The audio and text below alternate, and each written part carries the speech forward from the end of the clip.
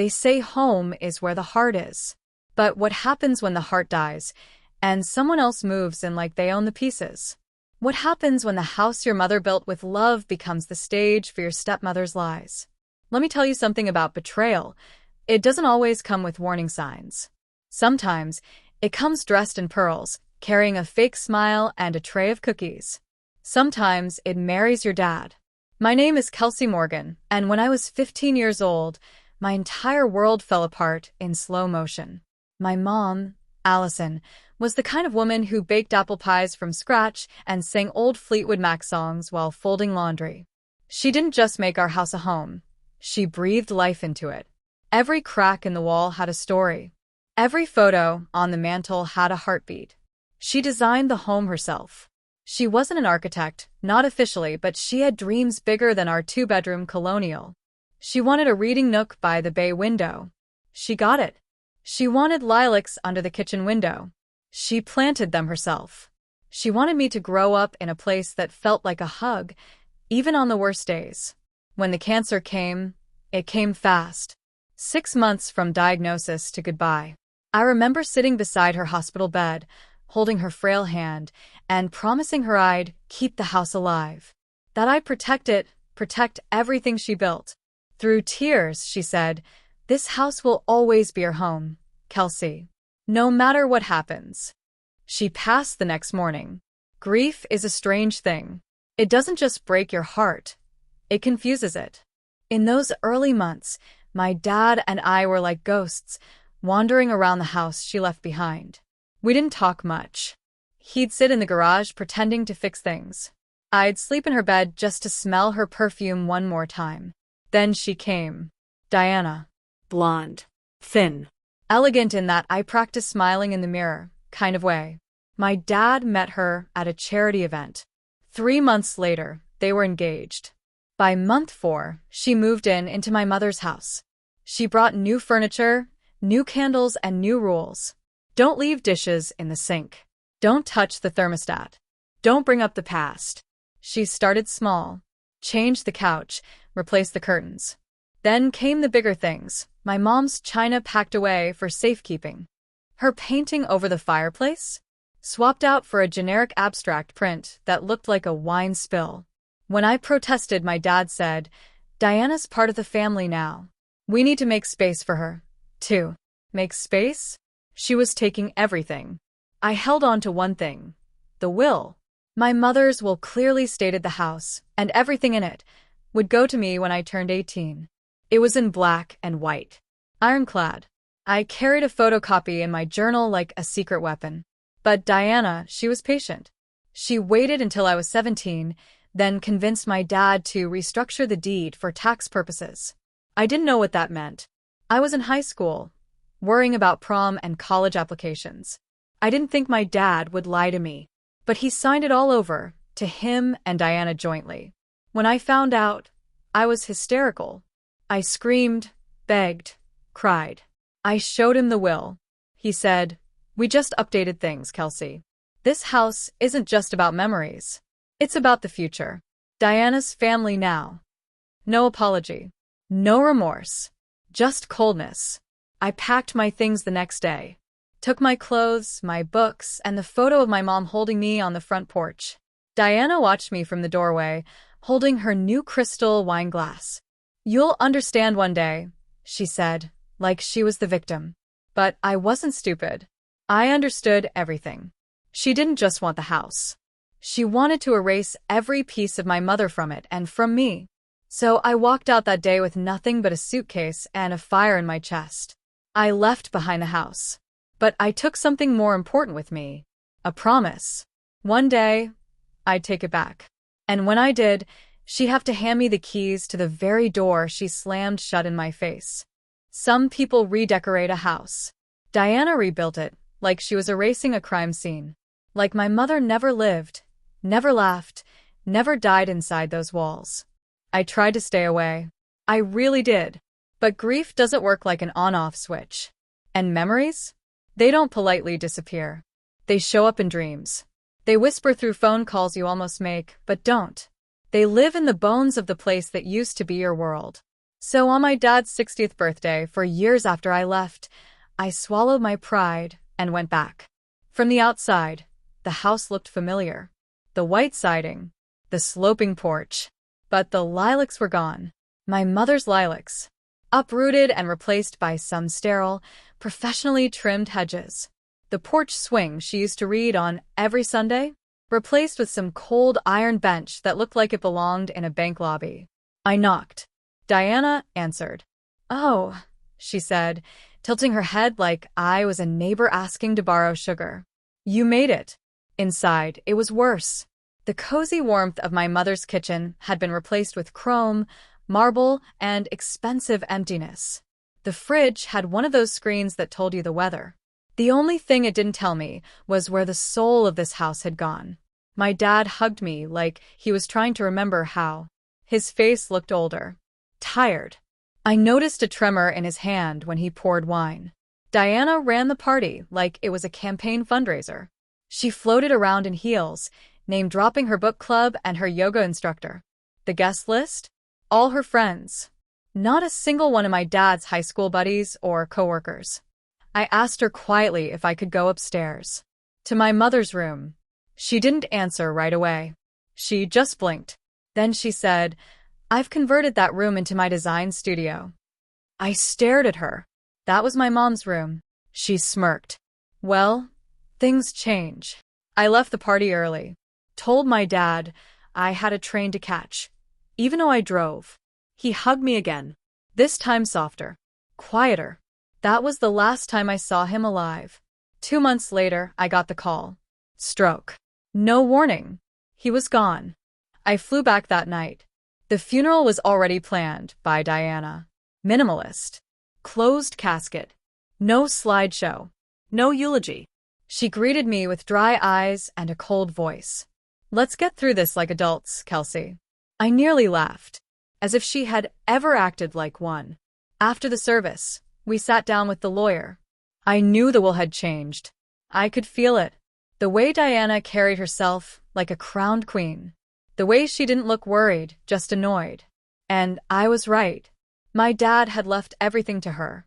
The house. The car. His savings. Even the box of my mother's old journals was listed under shared marital property. I looked at the lawyer. "What about the original will?" "My mother's?" He shook his head slowly. "It was superseded by the joint agreement your father signed 2 years ago. Legally binding." Diana looked at me with pity dressed as smugness. "Don't take it personally," she said, like this was just a business deal. "Your dad wanted me to be secure." Secure. She was sitting on the couch my mother picked out, wearing the necklace my father gave my mom on their 10th anniversary, living in the house that should have been mine. I walked out of that room feeling hollow and weightless, like a balloon someone let go of on purpose. But grief didn't win this time. This time, something darker settled in. Purpose. Because if Diana wanted to turn my mother's house into her throne, fine. But she'd forgotten one thing. I don't stop. I don't forget. And I never quit. I went back to the city. Enrolled in grad school. Worked 2 jobs. Got a degree in architecture, just like my mom had dreamed of. And slowly, piece by piece, I built something Diana never expected. Power. She had the house. But I had the future. And one day, I knew I'd get it back. Not with fists. Not with screaming. But with a signature. And a smile. Some people scream when they're angry. I go quiet. That kind of quiet that isn't empty, it's calculating. The day I walked out of the lawyer's office and left Diana sitting in my mother's chair, something inside me crystallized. No more begging. No more trying to make people see what was fair. She wanted the house? Fine. But I'd take it back. Without ever touching a doorknob. I threw myself into work like it was war. Architecture wasn't just a degree anymore, it was my lifeline. I studied during the day and took side gigs at night. I took the smallest internships, the worst clients, the late-night AutoCAD jobs nobody wanted. I didn't have backup. I didn't have trust funds or safety nets. Just grit, and a picture of my mom holding a blueprint in one hand and my 5-year-old self in the other. She dreamed of building homes for people who needed second chances. I was about to give her home one. Years passed. I rose fast. By 27, I was managing restoration projects in old money neighborhoods, helping investors flip historical properties. I learned the codes, the zoning laws, the language banks speak in whispers. I also learned one beautiful truth. Wealth doesn't make people smart. You'd be amazed how many homeowners sign refinancing papers without understanding what they're locking themselves into. Which brings us to Diana. One morning over coffee, my colleague mentioned a portfolio of shaky mortgages we'd acquired from a boutique lender. She slid a file toward me. I didn't expect to see the address. 1129 Bramble Lane. My mother's house. The one Diana was still living in like she was royalty. Apparently, after my dad died, Diana refinanced it twice. To maintain her lifestyle, her shopping trips, her spa memberships. She owed more than the house was worth. And now the note, her mortgage, was owned by our firm. I stared at the file. My heart didn't race. My hands didn't shake. I just said, I'll take this one. The next day, I bought the mortgage through a proxy shell company. No one knew it was me. Not the bank. Not Diana. Not even my boss. She was officially in default. 3 missed payments. And I was the invisible ghost holding the keys to her fate. We sent the formal letter. Due to non-payment, you have 30 days to pay the full balance or surrender the property. She ignored it, of course. She probably thought it was a scam. Probably tossed it into the trash like she did my mother's letters. Then came the second notice. And then the phone calls. When her lawyer finally got in touch with the mortgage holder, he asked for a meeting. I scheduled it. In a sleek office downtown. Diana walked in wearing her usual faux grace, white silk blouse, red lipstick, and a handbag that cost more than a semester of college. She sat down across from me. She looked around the room, clearly trying to piece together what was happening. And then I spoke. "Hi, Diana," I said calmly. She blinked. "Kelsey." I smiled, tight, unbothered.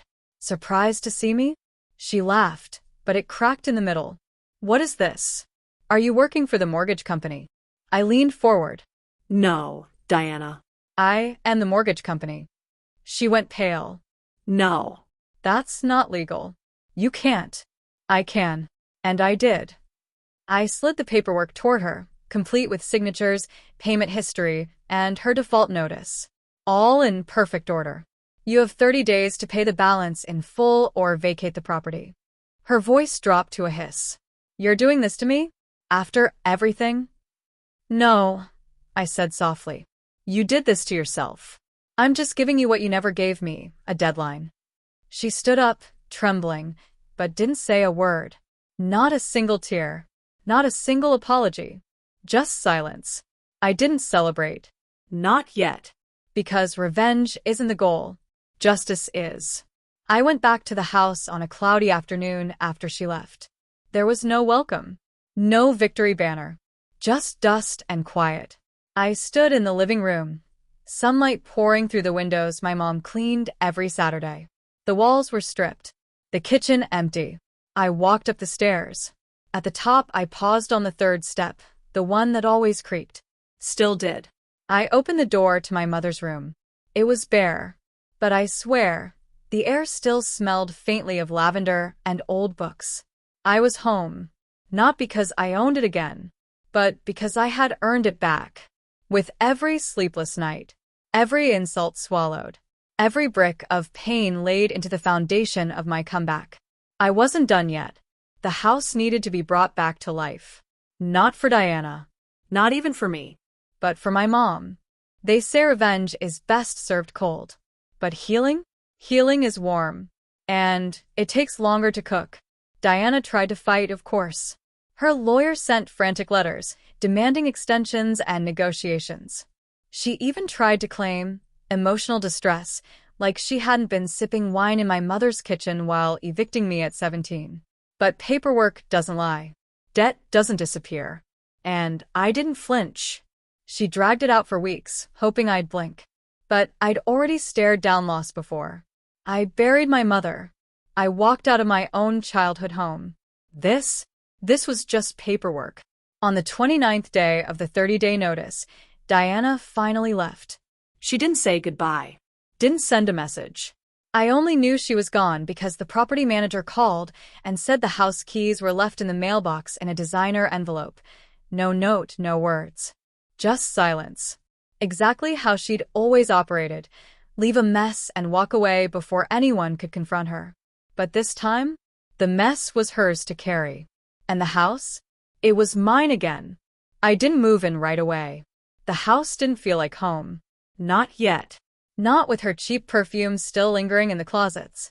Not with her gray paint covering the hallway where my mom once taped my height with pencil marks.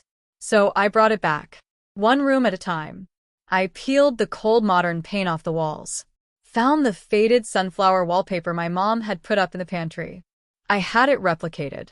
I replaced the glass dining table with a round oak one, just like the one we used to have. The kind with scratches from years of board games and spilled juice boxes. I replanted the lilacs outside the kitchen window. Same spot. Same species. It took time. But little by little, I built the house my mother dreamed of again. One night, I sat on the newly restored porch swing, the one I had custom made to match the original she'd loved so much. The wind was soft. Summer was settling in. I held one of my mom's journals in my lap. The pages were thin. The ink faded, but her words still wrapped around me like a hug. I hope Kelsey always knows this is her place. Her anchor. Her safe spot in the storm. I cried. Not the kind of cry that burns. The kind that heals. A few months later, I turned the house into something more than just a home. I started a foundation. Allison's Anchor. A safe haven for young women aging out of foster care and broken homes. They stay for a year, rent-free, while we help them get jobs, apply for school, learn life skills. The first resident was a 19-year-old girl named Maya. Her voice shook when she asked, "Are you sure I can stay here?" I smiled and handed her a key. This place was built by a woman who believed in second chances. So yes, I'm sure. Diana? Last I heard, she moved to Florida with a boyfriend who left her 6 months later. She tried to sue one last time for undue hardship. The case was tossed out. She lost the house. She lost her grip. And most importantly, she lost the power to define me. People think revenge is about taking something back. But real justice? It's about turning pain into purpose. I didn't just get the house back. I restored its soul. And I know, somewhere, if such a place exists, my mother's smiling. Not because I made Diana pay, but because I turned the wreckage she left behind into home again. For me. For others. For her legacy. So, if you're sitting in the rubble someone else left you, don't walk away just yet. You may not get back what you lost, but you can build something stronger on the ashes. I know. Because I did.